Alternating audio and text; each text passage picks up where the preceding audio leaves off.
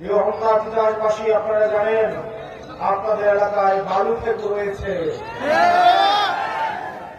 তাদের দলের নেতা কর্মীরা আমাদেরকে ফোন করে অভিযোগ দেয়, আমরা তার কাছ থেকে মুক্তি চাই, এই বালু ঠাকুর থেকে মুক্তি চাই, এই ভণ্ড শিক্ষক থেকে মুক্তি চাই, এই কমিটি বাণিজ্য যে করে বিএনপি দলটাকে ভেঙে চুরে তছনছ করে দিয়েছে তার থেকে আমরা মুক্তি চাই।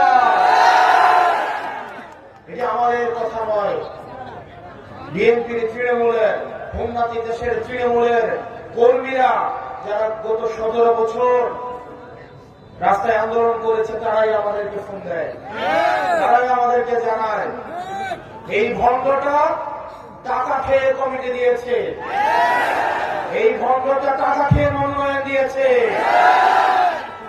এই মেঘনার বাল বিক্রি করে যার সংসার চলে তাকে হুমনা থেকে উৎখাত করতে হবে। আমার বিরুদ্ধে জুতা মিছিল বের করেছিল। আমি আবারও বলবো, কুমিল্লার অনেক আসনে অনেক নেতা, ওনার মতো ভণ্ডের অনেক নেতা ওনার গায়ে লেগেছে, ওনার মতো নেতাদের রাজনীতি আওয়ামী লীগের টাকায় চলে। কারণ বাংলাদেশ বিশ্বাস করে যারা আমার মা বোনের জামা কাপড় খুলে নিতে চায় তাদের কাছে বাংলাদেশ নিরাপদ না। আজকে তারা নারীদের কাপড় খুলে নিতে চাইবে, ক্ষমতায় আসার পর তারা জনগণের পুরো বাংলাদেশকে বিবস্ত্র করে ছাড়বে। সময় এসেছে জবাব দেওয়ার।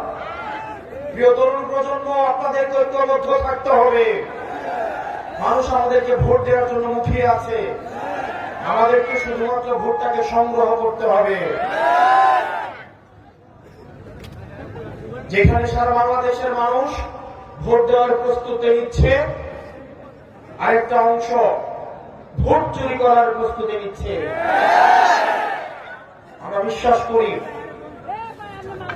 এই তরুণ প্রজন্ম যারা জুলাই এসে হাসিনার চোখে চোখ রেখে কথা বলেছে, যাদের দৃঢ়তা,